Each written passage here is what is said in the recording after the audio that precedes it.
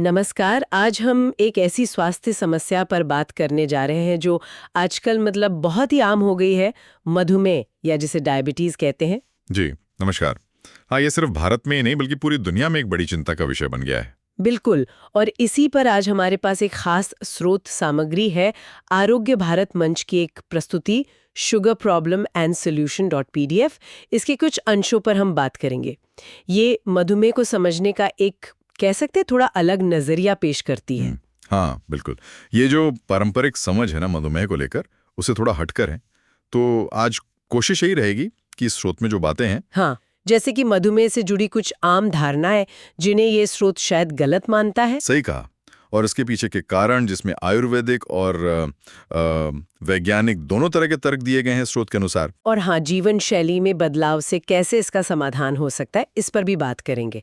स्रोत में स्व देखभाल, प्रकृति के साथ तालमेल और मतलब समस्या की जड़ तक जाने पर काफी जोर दिया गया है। हाँ, और एक जरूरी बात पहली साफ कर देना ठीक रहेगा, इस स्रोत सामग्री में एक डिस्क्लेमर भी है। अच्छा, क्या कहता है वो? उसमें साफ लिखा है कि ये जानकारी आयुर्वेद ग्रंथों और आरोग्य भारत टीम के अपने अनुभवों पर आधारित है। मकसद लोगों को जागरूक करना है ताकि वे स्वस्थ रहें और जरूरत पड़ने पर अपनी देखभाल खुद कर सकें। ठीक है। लेकिन साथ ही ये भी कहा गया है कि कोई भी उपाय आजमाने से पहले पाठक पूरी जानकारी ध्यान से पढ़ें और अपनी समझ, अपने विवेक और पिछले अनुभवों का इस्तेमाल करें। किसी भी मतलब अप्रिय घटना के लिए मंच जिम्मेदार नहीं होगा। जो इसे एक जानकारी के स्रोत की तरह लेना है, सलाह की तरह नहीं। बिल्कुल। अब आते हैं मुद्दे पर। स्रोत की शुरुआत ही कुछ चौंकाने वाले आंकड़ों से होती है। हाँ, मैंने भी देखा। भारत को डायबिटीज कैपिटल कहा जाने लगा है। ये तो बहुत सुनने में आता है। और स्रोत का अनुमान है कि शायद हर चौथा इंसान इससे प्रभावित हो सकता है। और चिंता की बात यह भी है, जैसा स्रोत कहता है, कि ये बीमारी अकेली नहीं आती। अच्छा। मतलब और भी बीमारियां साथ लाती हैं। हाँ, स्रोत के अनुसार इसके साथ kidney failure, heart attack, high BP, त्वचा की समस्याएं, थायराइड, ऐसी कई और दिक्कतें जुड़ सकती हैं। अरे बाप रे। तो ये तो काफी गंभीर बात है। और यही से ये दस्तावेज कहना शुरू करता है कि मधुमेह को लेकर हमारी समझ में ही कहीं कोई मतलब बुनियादी गड़बड़ी है। ये कुछ आम धारणाओं को चुनौती देता है। जैसे कि पहली धारणा कौन सी है? पहली तो यही कि शुगर का मतलब सिर्फ चीनी या मीठी चीजें हैं। हाँ, ये तो सबसे कॉमन है। लोग चीनी बंद कर देते हैं। लेकिन शायद गुड़, खांड, मिश्री वगैरह खाते रहते हैं। स्रोत इसे भी एक गलती मानता है। क्यों? वो तो नेचुरल माने जाते हैं। स्रोत का तर्क है कि ये सब भी आखिर बनते तो गन्ने से ही हैं और शरीर में जाकर शुगर ही बढ़ाते हैं। और इससे जुड़ी दूसरी बड़ी धारणा है जिसे ये दस्तावेज चुनौती देता है। वो क्या है? कि सिर्फ मीठी चीजें खाने से ही ब्लड शुगर बढ़ता है। अच्छा, तो फिर किस चीज से बढ़ता है और मीठे से नहीं तो? देखिए, इस सामग्री का जो मुख्य तर्क है वो ये है कि हर तरह का कार्बोहाइड्रेट, मतलब अनाज, जैसे रोटी, चावल, फिर फास्ट फूड, यहां तक कि फल भी, ये सब शरीर में जाकर अंत में शुगर में ही बदलते हैं। सब कुछ? फल भी? हाँ, स्रोत यही कहता है। वो बताते हैं कि प्रोटीन और फैट वो आसानी से शुगर में नहीं बदलते, लेकिन सारे के सारे कार्ब्स बदलते हैं। हाँ, ये जरूर है कि कुछ जल्दी बदलते हैं जिन्हें हम सिंपल कार्ब्स कहते हैं, और कुछ धीरे धीरे, कॉम्प्लेक्स कार्ब्स। बिल्कुल। लेकिन असर सबका शुगर लेवल पर ही होता है, ऐसा स्रोत का मानना है। ये तो वाकई सोचने वाली बात है। हम तो अक्सर बस मीठे पर ही ध्यान देते रह जाते हैं। अच्छा, एक और बात इस दस्तावेज में थोड़ी चौंकाने वाली लगी, घी को लेकर। हाँ, घी वाली बात। आमतौर पर तो यही सलाह दी जाती है ना कि घी कम खाओ या बिल्कुल मत खाओ, खासकर दिल की बीमारी या डायबिटीज हो तो। लेकिन ये दस्तावेज कुछ और ही कह रहा है। बिल्कुल, ये उस आम धारणा को सीधे तौर पर चुनौती दे रहा है। स्रोत का दावा है कि घी से पूरी तरह परहेज करना कई लोगों के लिए फायदेमंद होने के बजाय नुकसानदेह भी हो सकता है। नुकसानदेह कैसे? स्रोत इसे कुछ गंभीर स्थितियों से भी जोड़ता है, जैसे लकवा यानी पैरालिसिस। हालांकि ये सिर्फ मधुमेह के संदर्भ में नहीं बल्कि सामान्य स्वास्थ्य के बारे में है। उनका मानना है कि शरीर की प्रकृति और जरूरत के हिसाब से सही मात्रा में घी शायद जरूरी हो सकता है। ये तो बिल्कुल ही अलग बात हो गई। और एक और बहुत बड़ी धारणा है जिससे शायद हर डायबिटिक जूझता है कि ये बीमारी लाइलाज है, एक बार हो गई तो बस जिंदगी भर दवा खानी ही पड़ेगी। हाँ, और इस दस्तावेज में इस विचार को भी नकारा गया है।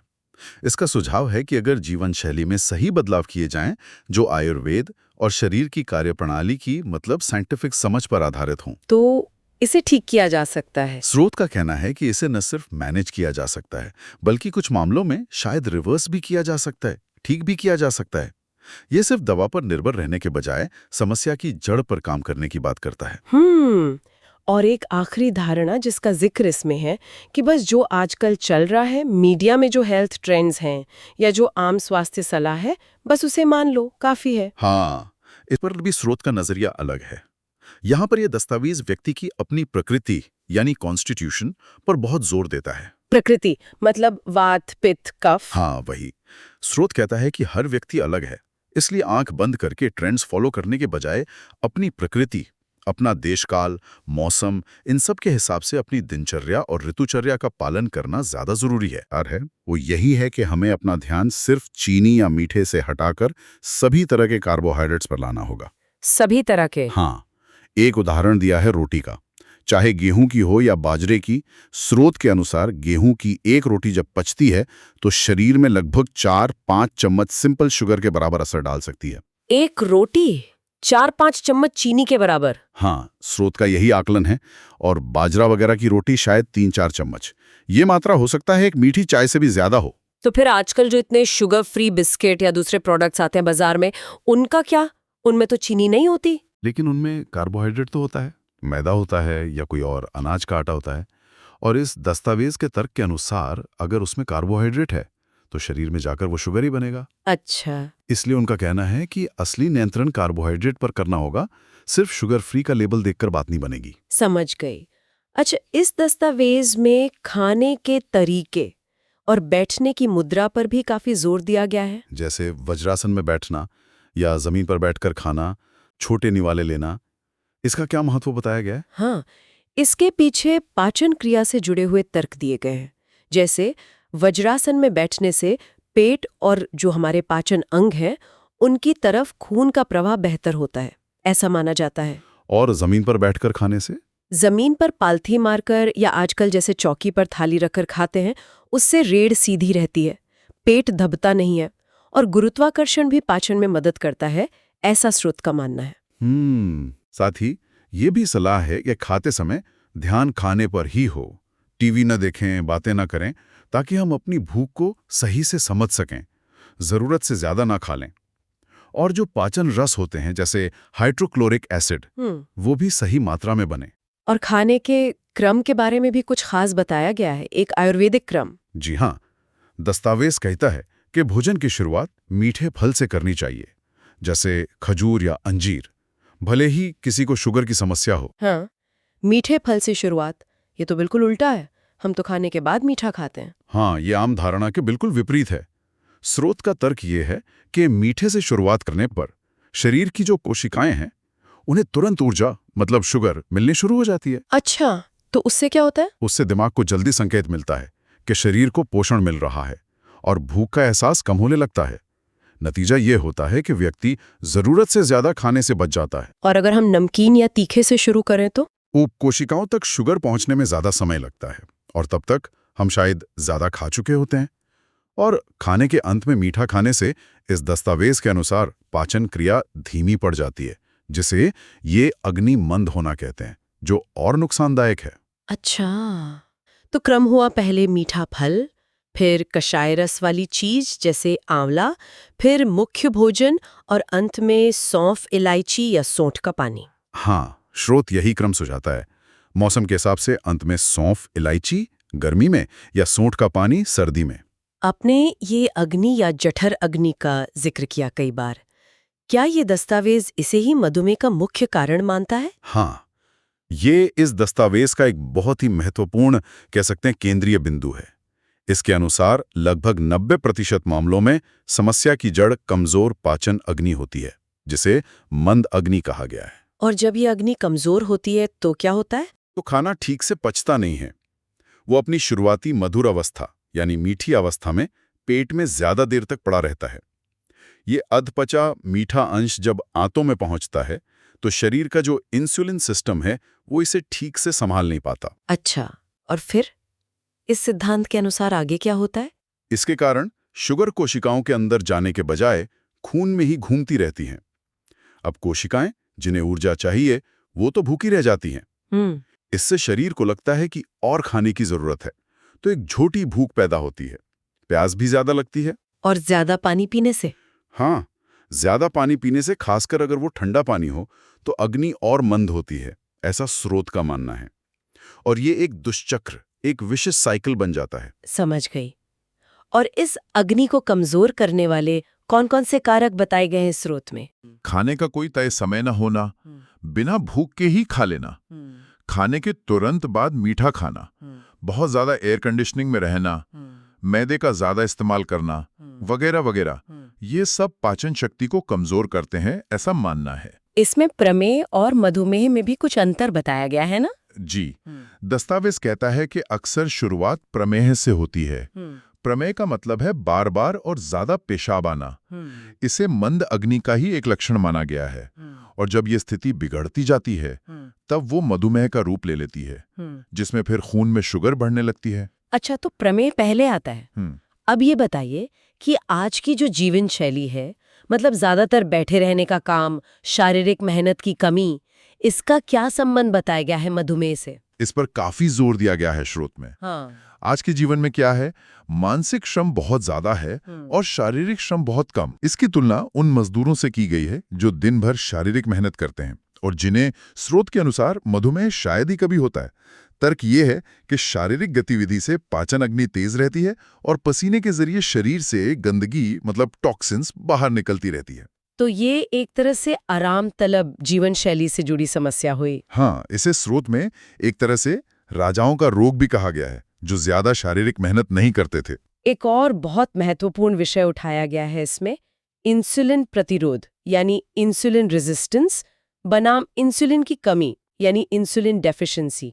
ज्यादातर लोगों में क्या होता है, इंसुलिन बनता ही नहीं है या बनता है पर काम नहीं कर पाता। ये एक बहुत ही क्रूशल पॉइंट है।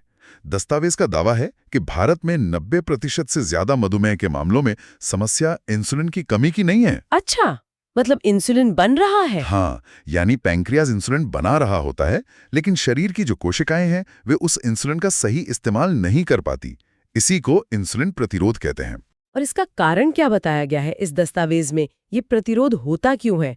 कोशिकाएं क्यों मना कर देती हैं इंसुलिन लेने से? इसके पीछे व्यक्ति की शारीरिक प्रकृति, वही वात पित्त कफ के आधार पर 3 मुख्य कारण बताए गए हैं। क्या है वो?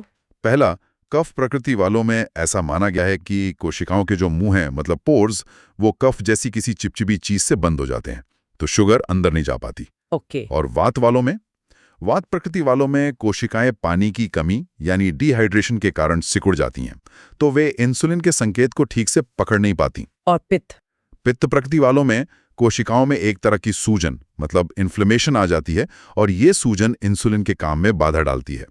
तो तीनों ही स्थितियों में नतीजा एक ही है, खून में शुगर बढ़ी रहती है और कोशिकाएं भूखी रह जाती हैं, भले ही इंसुलिन हो। बिल्कुल सही। आजकल तो डॉक्टर और डाइटिशियन थोड़ी थोड़ी देर में कुछ खाने की सलाह देते हैं, खासकर डायबिटीज मैनेजमेंट में। क्या ये दस्तावेज इससे सहमत है? नहीं, बिल्कुल नहीं, बल्कि ये इसकी आलोचना करता है। आलोचना क्यों? तर्क दिया गया है कि जब हम बार बार खाते हैं, हर 2-3 घंटे में, तो शरीर को बार बार इंसुलिन छोड़ना पड़ता है। इससे खून में इंसुलिन का स्तर लगातार ऊंचा बना रहता है। तो उससे क्या दिक्कत है? दिक्कत यह है कि कोशिकाएं इस लगातार इंसुलिन के हमले से, कह सकते हैं, थक जाती हैं और धीरे धीरे इसके प्रति असंवेदनशील यानी रेजिस्टेंट होने लगती हैं। दस्तावेज में यह भी कहा गया है कि एक बार इंसुलिन निकलने के बाद खून में उसका स्तर सामान्य होने में करीब 8 घंटे लग सकते हैं, जबकि हम तो हर 2-3 घंटे में कुछ ना कुछ खा रहे होते हैं। 8 घंटे? ये तो बहुत ज्यादा समय है।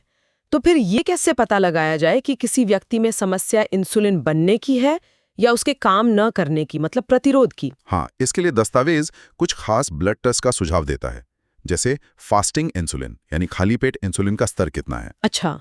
एक है सी पेप्टाइड टेस्ट, ये बताता है कि पैंक्रियाज असल में कितना इंसुलिन बना रहा है। तो इन टेस्ट से मदद मिल सकती है समझने में कि असल दिक्कत कहाँ है? हाँ बिल्कुल, ताकि इलाज उसी हिसाब से किया जा सके। तो इन सब बातों को ध्यान में रखते हुए ये दस्तावेज समाधान या प्रबंधन के लिए क्या रास्ते सुझाता है, क्या करना चाहिए? सबसे पहला और सबसे जरूरी कदम तो यही बताया गया है कि हमें सिर्फ चीनी पर नहीं, बल्कि अपने कुल कार्बोहाइड्रेट सेवन पर ध्यान देना होगा, उसे कम करना होगा। और उसकी जगह? और धीरे धीरे किसी जानकार की देखरेख में कार्ब्स की जगह स्वस्थ वसा, मतलब हेल्दी फैट्स और प्रोटीन को अपने भोजन में शामिल करना होगा। ठीक है। और वो जो अग्नि वाली बात थी उसे ठीक करने के लिए? उसके लिए जीवन शैली में बदलाव लाने पर जोर है। नियमित व्यायाम करना, समय पर भोजन करना और हाँ, अगर जरूरत हो तो किसी विशेषज्ञ की सलाह से पाचन को बेहतर बनाने वाले कुछ हर्बल चूर्ण का इस्तेमाल किया जा सकता है। दस्तावेज में दीपन पाचन चूर्ण का जिक्र है, लेकिन यह सब व्यक्तिगत जरूरत और मार्गदर्शन के अनुसार ही होना चाहिए। अपने आप से नहीं? नहीं, बिल्कुल नहीं। और क्या मुख्य सुझाव है इसके अलावा? वही बातें जो हमने पहले भी चर्चा की, जैसे खाने का सही क्रम अपनाना, हाँ, मीठे फल से शुरू करना, सही मुद्रा में बैठकर ध्यान से खाना, शारीरिक गतिविधि को जीवन का हिस्सा बनाना, कब्ज यानी कॉन्स्टिपेशन न होने देना, क्योंकि उसका भी पाचन पर असर पड़ता है, और अपनी प्रकृति और मौसम के अनुसार दिनचर्या और ऋतुचर्या का पालन करना। और सबसे जरूरी, जैसा हमने कहा, टेस्ट करवाकर यह समझना कि मामला इंसुलिन की कमी का है या प्रतिरोध का, ताकि उसी के अनुसार रणनीति बनाई जा सके। कुल मिलाकर अगर हम इस दस्तावेज की बातों का सार निकालें तो मधुमेह के बारे में क्या मुख्य बातें पता चलती हैं? सार यही है कि ये दस्तावेज मधुमेह को सिर्फ चीनी की बीमारी मानने की जो सोच है उसे चुनौती देता है। ये इसे मुख्य रूप से कार्बोहाइड्रेट के मेटाबॉलिज्म, हमारी पाचन शक्ति यानी अग्नि और हमारी जीवन शैली से जुड़ी समस्या के रूप में देखता है। और जो आम धारणाएं हैं, चीनी से परहेज ही काफी है, घी खतरनाक है, ये लाइलाज है, इन सब पर ये एक अलग, कह सकते हैं, वैकल्पिक दृष्टिकोण प्रस्तुत करता है। बिल्कुल। और इसका मुख्य संदेश मुझे लगता है कि सही जानकारी यानी ज्ञान और अपनी देखभाल खुद करने की क्षमता, मतलब स्वयं अपना इलाज, इससे व्यक्ति इस स्थिति को बेहतर ढंग से संभाल सकता है। हाँ, जो आयुर्वेदिक सिद्धांतों और अपनी व्यक्तिगत बनावट यानी प्रकृति को समझने पर आधारित है। सही कहा।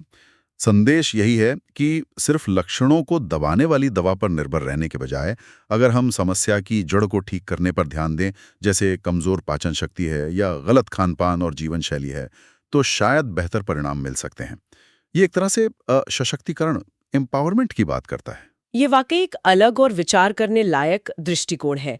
और जिस तरह से ये दस्तावेज आज की जीवन शैली, मतलब बैठे रहने का काम, प्रोसेस्ड फूड का बढ़ता चलन, प्रकृति की लय से हमारी दूरी को मधुमेह के बढ़ते मामलों से जोड़ता है, वो हमें सोचने पर मजबूर करता है। हाँ, ये गहरा सवाल उठाता है।